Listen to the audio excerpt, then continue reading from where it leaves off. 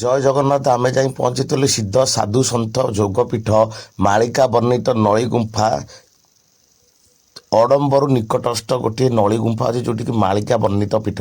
ଦେଖନ୍ତୁ ଗୋଟେ ସୁଡ଼ଙ୍ଗ ଭଳି ଗୋଟେ ଗୁମ୍ଫା ଅଛି, ବହୁତ ଭିତରକୁ ଆର ଅନ୍ତ କେଉଁଠି ନାହିଁ, କିନ୍ତୁ ଶୁଣିବାକୁ ମିଳେ ପୁରୀ ଏବଂ ଛତିଆ ସହିତ ଏ ଯୋଗ ସଂଯୋଗ ଅଛି ଏହାର, ଏବଂ ଆ ଭିତରେ ମଣି ନାଗ ହିଁ ଲୁଚିକି ରହିଛନ୍ତି ବୋଲି ଯାହା ସୂଚନା ମିଳେ। କିନ୍ତୁ ଏହାକୁ ଗୁପ୍ତରେ ସବୁ ତଥ୍ୟ ରଖାଯାଇଛି। ଉକ୍ତ ଅଞ୍ଚଳର ପୂଜା କରୁଥିବା ପୂଜାରୀ ମହୋଦୟଙ୍କୁ ଆମେ କିଛି ପଚାରିଥିଲୁ, କିନ୍ତୁ ସବୁକିଛି ଜାଣି ମଧ୍ୟ ସେ କିଛି କହିବାକୁ କ୍ୟାମେରା ଆଗରେ ମନା କରିଥିଲେ। କ୍ୟାମେରା ପଛରେ ଅନେକ କିଛି ତଥ୍ୟ କହିଥିଲେ। ହଁ, ପ୍ରଭୁ ବାହାରିଲେ ଶିବ, ଅନନ୍ତ ଶୟନ ତିଆରି ହେଲା, ଶିବ ବାହାରିଲେ। ସେ ଅନନ୍ତ ଶୟନ ମୂର୍ତ୍ତି କୁଆଡ଼େ ଗଲେ? ତିଆରି ହେଲା ଅନନ୍ତ ଶୟନ ପ୍ରକଟ ହେଲେନି ଆଉ। ଏଇ ଯେଉଁ କହୁଥିଲେ କଟକରୁ ଜଣେ କି ଆସୁଛନ୍ତି ବସୁଛନ୍ତି, ଡେଲି ଲେଖୁଛନ୍ତି, ଖାଉଛନ୍ତି ଡେଲି, ତାଙ୍କ ପରିଚୟ ଦେଉନାହାନ୍ତି। ହଁ, କଟକ କହୁଛନ୍ତି ଆଉ ପରିଚୟ ଦେଲେ କ'ଣ? ନିଜ ନାଁ ଦେଉନାହାନ୍ତି, କିଛି ଦେଉନାହାନ୍ତି। ନାଁ ଦେଉଛି, ଦେଇ ଯାଇଛି, କିଛି ନାହିଁ। ଆପଣ ଆଇଲେ 12ଟା 1ଟା ବେଳେ ପାଇବେ।